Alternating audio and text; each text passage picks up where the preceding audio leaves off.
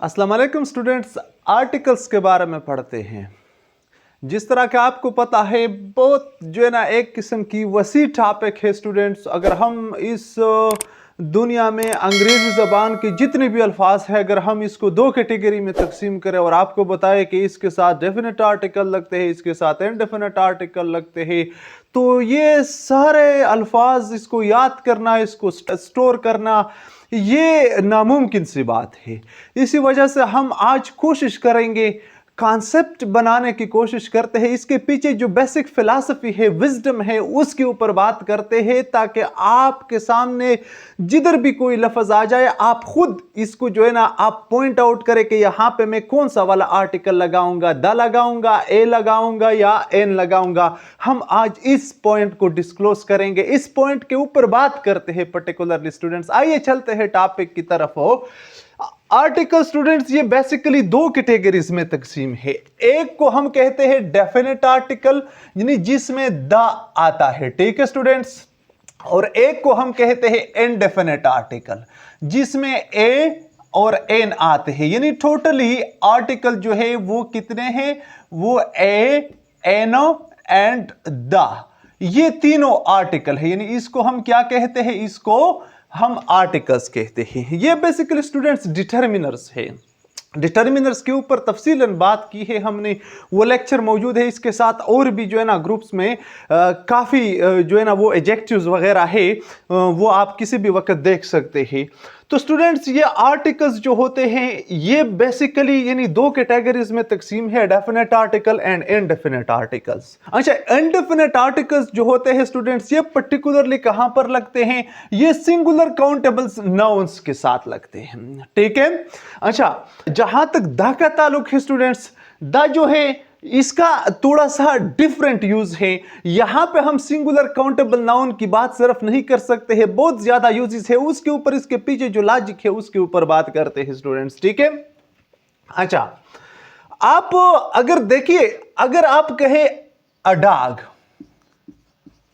तो यह भी एक्सेप्टेबल है, अगर आप कहे द डॉग तो यह भी एक्सेप्टेबल है। अच्छा, इसके पीछे मैं आपको बता देता हूं कि क्यों हम अ डॉग को एक्सेप्ट करते हैं, द डॉग को भी एक्सेप्ट करते हैं।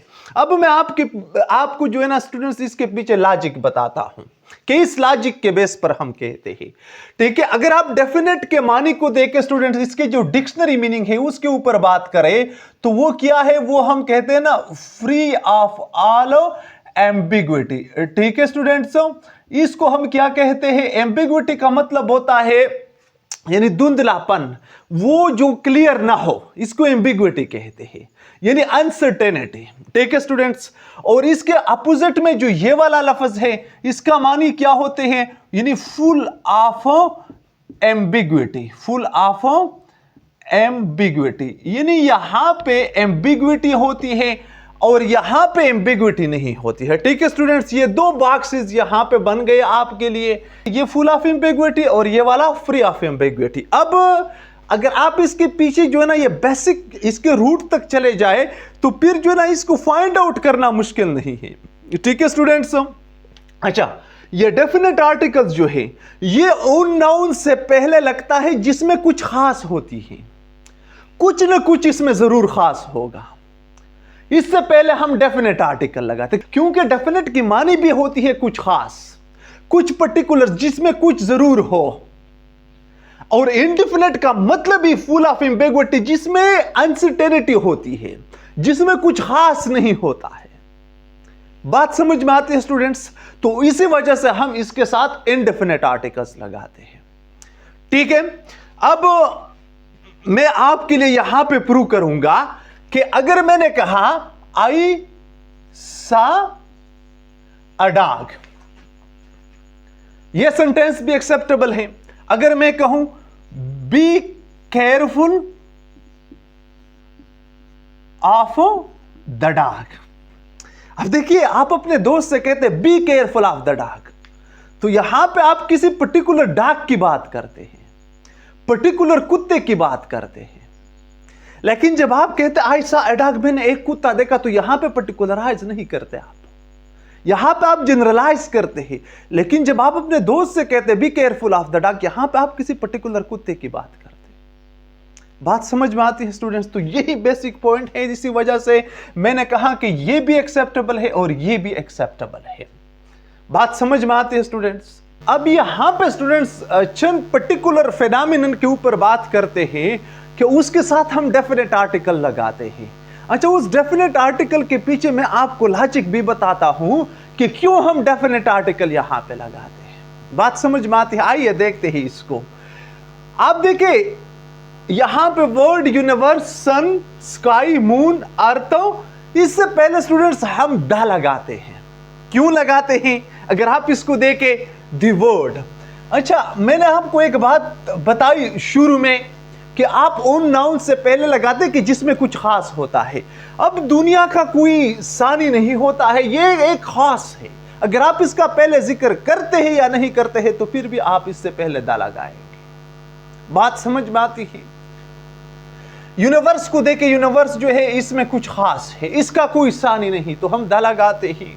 आप सन को देखे स्टूडेंट्स, इसका कोई जो है ना सानी नहीं, इसका कोई, ये यूनिक नाउन है, तो इससे पहले ही डेफिनेट है, पहले से डेफिनेट मालूम है, मुअय्यन है, इसमें कुछ खास है। आप स्काई को देखे स्टूडेंट्स, स्काई का इस दुनिया में कोई मुकाबला कर सकता है। आप मून को देखे, ये हमारे लिए यहाँ पे जहाँ पे हम जिक्र करते हैं, यहाँ पे इसका कोई भी जो है ना कॉम्पिटिटिव ऑब्जेक्ट इस दुनिया में नहीं है। आप अर्थ को देखे, हम द अर्थ कहते हैं। अच्छा, ये तो हो गए चंद यूनिक नाउन्स कि जहां पर भी आप इसको जिक्र करते हैं तो आप अक्सर इससे पहले जो है ना दा का इस्तेमाल करते हैं। ठीक है स्टूडेंट्स, ये आप जहन में रखें। अच्छा, दूसरे नंबर पर हमारे साथ है सुपरलेटिव डिग्रीज या सेम। अच्छा, इससे पहले भी हम सुपरलेटिव डिग्री का, जब हम सुपरलेटिव डिग्री क्या होती है? The oldest, the tallest, the youngest, the smallest, यानी जिस चीज का आप जिक्र करते हैं उस चीज के कॉन्टेक्स्ट में आप हाई लेवल तक चले जाते हैं। तो इसी वजह से आप इससे पहले दा लगाते हैं, क्योंकि मैंने आपको बताया कि दा वहां पर लगता है जहां पर कुछ पर्टिकुलर होता है, कुछ खास होती है। तो आप जब द यंगेस्ट की बात करते हैं, द टॉलेस्ट की बात करते हैं, द ओल्डेस्ट की बात करते हैं, तो यहां पे भी जो है ना आप एक यूनिक पॉइंट की तरफ चलते हैं तो आप दा लगाएंगे। या same, this is the same dog, this is the same boy, this is the same man, ये वही बंदा है, वही के जरिए से आप पर्टिकुलराइज करते हैं, आप इसको कुछ खास देते हैं। तो यहां पे भी स्टूडेंट्स आप द का इस्तेमाल करते ही नहीं। हम कहते हैं ना, this is the same boy about which I was telling you, ये वही लड़का है जिसके बारे में मैं तुम्हें कुछ बता रहा था। अच्छा, when we talked about definite things in our surroundings, जब हम अपने सराउंडिंग्स में डेफिनेट मुअय्यन मालूम चीजों के बारे में जिक्र करते हैं तो वहां पे भी हम द का इस्तेमाल करते हैं। मिसाल के तौर पर एक कमरा है, उस कमरे के अंदर आप डिस्कशन करते हैं, आप उस कमरे के सीलिंग के बारे में बात करते हैं तो आप कहेंगे द सीलिंग, अच्छा the floor, the refrigerators, the box, the book, the chair, यानी उस कमरे के अंदर आप पर्टिकुलर ऑब्जेक्ट्स की बात करते हैं एक सराउंडिंग्स के अंदर, तो उसके लिए भी आप द का इस्तेमाल करेंगे। ठीक है स्टूडेंट, ये पॉइंट भी आप अपने साथ नोट करें। अच्छा, नंबर 4th पे आप देखें, द बैंक आप कह सकते हैं, द पोस्ट ऑफिस आप कह सकते हैं, यानी दोनों के साथ आप द का इस्तेमाल कर सकते हैं। ठीक है, the bank, the post office. क्यों?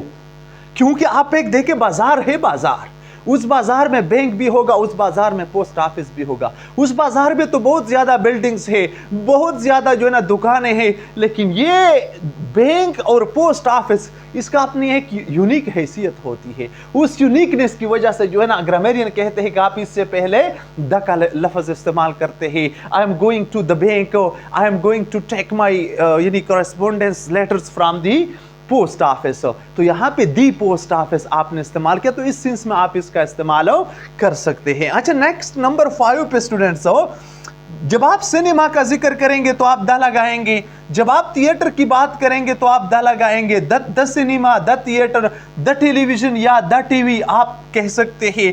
द इंटरनेट, आप इसको देखें, इससे पहले हम क्यों लगाते हैं कि ये जो बिल्डिंग्स है, ये जो जगह है, ये अपने हैसियत में नुमाया होते हैं, अपनी एक इसका अलग हैसियत होती है, इसमें कुछ खास होती है। बात समझ में आती है, आम दुकानें नहीं होती है किसी बाजार में, तो इसी वजह से ग्रामेरियन कहते हैं कि इससे पहले आप द का इस्तेमाल कर सकते हैं। ठीक है, अच्छा, लेकिन एक चीज है ना, रेडियो, यहां पे स्टूडेंट्स आप नहीं लगा सकते। मिसाल के तौर पर I watch the TV but don't listen to radio. I watch the TV but don't listen to radio. तो यहां पे रेडियो से पहले आप द नहीं लगा सकते। ठीक है स्टूडेंट्स, ये एक थोड़ी सी अजीब सी कहानी है। अच्छा, अब यहां पे डेफिनेट आर्टिकल और इनडेफिनेट आर्टिकल के ऊपर जो है ना थोड़ा सा यहां पे कंपैरेटिव एनालिसिस इसका करते हैं। एक सेंटेंस स्टूडेंट्स मैंने यहां पे लिखी है। इस सेंटेंस में स्टूडेंट हमने दो नाउन इस्तेमाल किए, एक मैन और एक वुमेन का।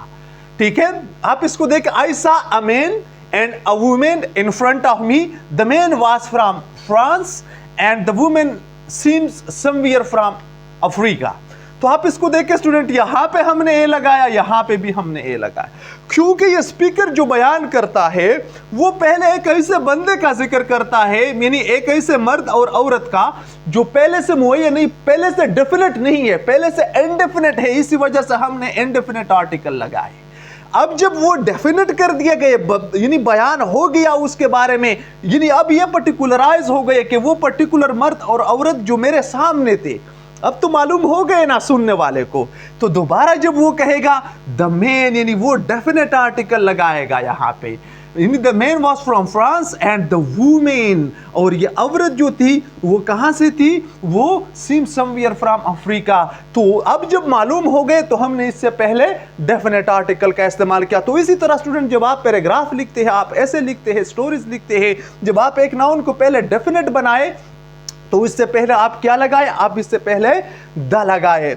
अच्छा, इसी तरह school, college, university, prison, jail, church, hospital, इसके पीछे स्टूडेंट्स एक लॉजिक मैं आपको बताता हूं। अगर इससे पहले आप द लगाए तो इसमें काफी शिफ्ट आता है, यानी इसमें काफी चेंज आता है। यहां पे मैं आपके लिए लिखता हूं, शिफ्ट या चेंज इसमें आता है। स्कूल, कॉलेज, यूनिवर्सिटी ये किसके लिए बनी होती है, ये स्टूडेंट्स के लिए बनी होती है। अगर आप एज ए स्टूडेंट्स इसको पॉइंट आउट करते हैं तो आप इससे पहले द नहीं लगा सकते। आप कह सकते I go to college, he goes to college, या ही गोज टू स्कूल, या शी इज एट यूनिवर्सिटी।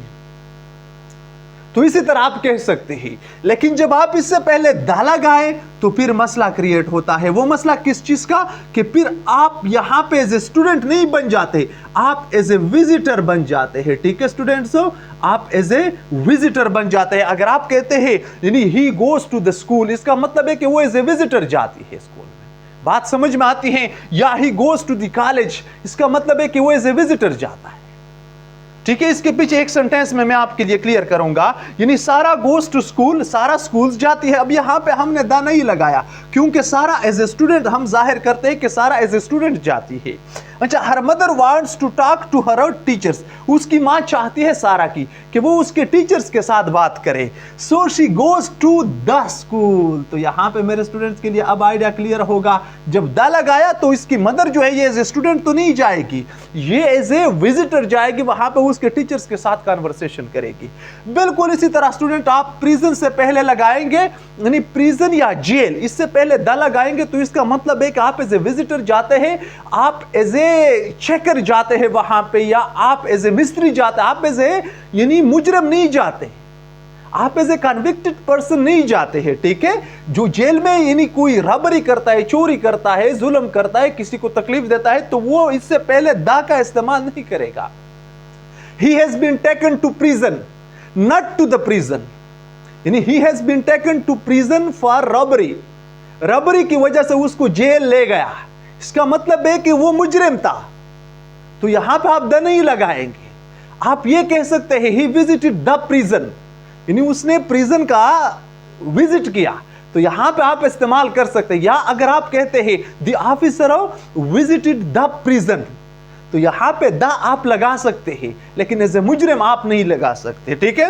अच्छा, चर्च को देखे जब आप एज ए इबादत गुजार जाते हैं, एज ए वर्शिपर, तो आप इससे पहले द नहीं लगा सकते। She has been there in church for 2 months, आप द नहीं लगा सकते इस सेंस में, क्योंकि वो इबादत के लिए 2 महीने से वहां पर है। ठीक है। अगर आप यूं कहते हैं she went to the church to repair something, she went to the church to repair something, यहां पे आप कह सकते हैं ये बात। क्योंकि वो कुछ चीजें ठीक करने के लिए जाती है, इबादत के लिए नहीं जाती है। ठीक है, इसी तरह बिल्कुल हॉस्पिटल जब आप एज ए यानी बीमार जाते हैं या किसी बीमार की वहां पे आप कांसेप्ट जाहिर करते हैं या जख्मी बंदे की, तो आप इससे पहले दा इस्तेमाल नहीं कर सकते। लेकिन अगर आप एज ए विजिटर या एज ए किसी और मकसद की खातिर आप चलते हैं तो इससे पहले आप दा का इस्तेमाल करेंगे। ठीक है स्टूडेंट, तो ये इसके पीछे बेसिक फिलॉसफी है।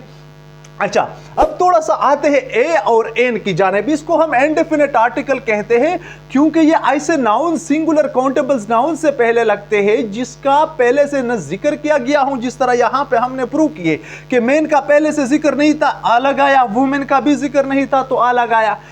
ठीक है स्टूडेंट्स, तो आप कोशिश ये करेंगे कि ये ऐसे जिसमें एम्बिग्विटी होती है, ऐसे नाउन से पहले लगते हैं जिसमें एम्बिग्विटी होती है, जिसका पहले से कोई मुअय्यन मालूम रास्ता न हो। ठीक है स्टूडेंट्स, अच्छा अब हम कहां पर आ लगाएंगे और कहां पर एन लगाएंगे। ये आ जो है स्टूडेंट्स ये कॉन्सोनेंट साउंड से पहले लगती है। ठीक है, कॉन्सोनेंट साउंड से पहले।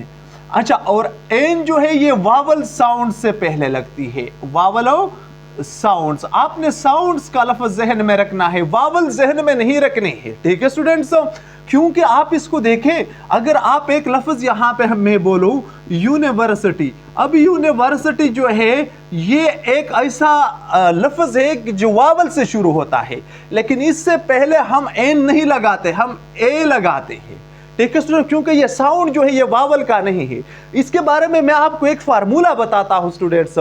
कोई भी लफ्ज जो आप इससे पहले ए या एन लगाते हैं, यानी उस लफ्ज को आप पहले उर्दू में लिखे, अगर ये अलफ से शुरू हो तो फिर आप इससे पहले एन लगाए। अगर अलफ के अलावा किसी दूसरे जो ना हुरूफ तहज्जी से शुरू हो तो फिर आप इससे पहले आ लगाए। ठीक है स्टूडेंट, मैं आपको बताता हूं।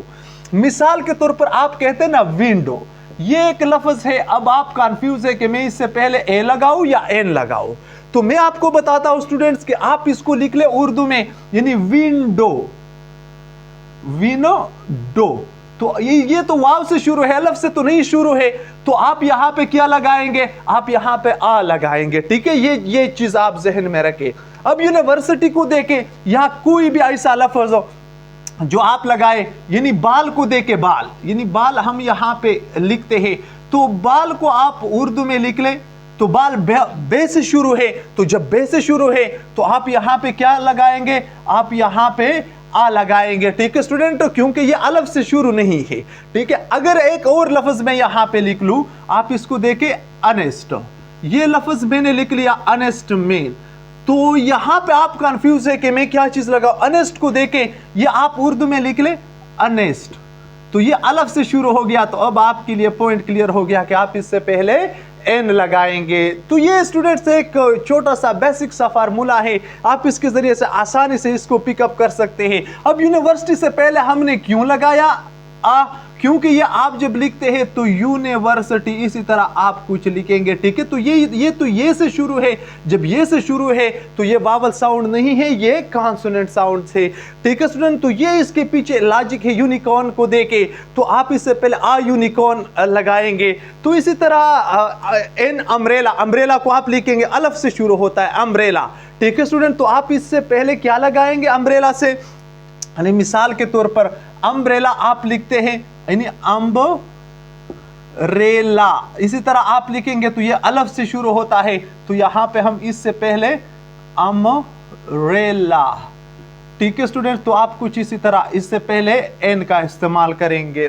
अच्छा, इसी तरह एन एलिफेंट, आप इसको देखें, एलिफेंट को आप लिखेंगे तो आप अलफ से शुरू करेंगे, तो इसी वजह से वहां पे आप एन का इस्तेमाल करेंगे। अच्छा, ये स्टूडेंट्स इतना प्रॉब्लम नहीं है, यानी पॉइंट ये है कि आप नाउन्स को कैटेगराइज करें।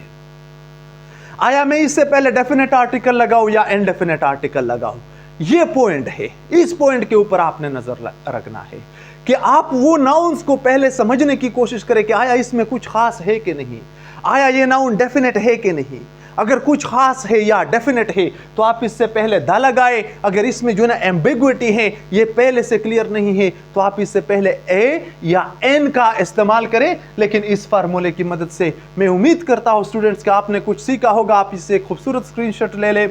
मुझे यकीन है, मुझे सर्टेनिटी है कि आप लोगों को बेसिक जो कॉन्सेप्ट है वो आप समझ गए हैं। नेक्स्ट वीडियो में फिर मिलेंगे। अल्लाह हाफिज़।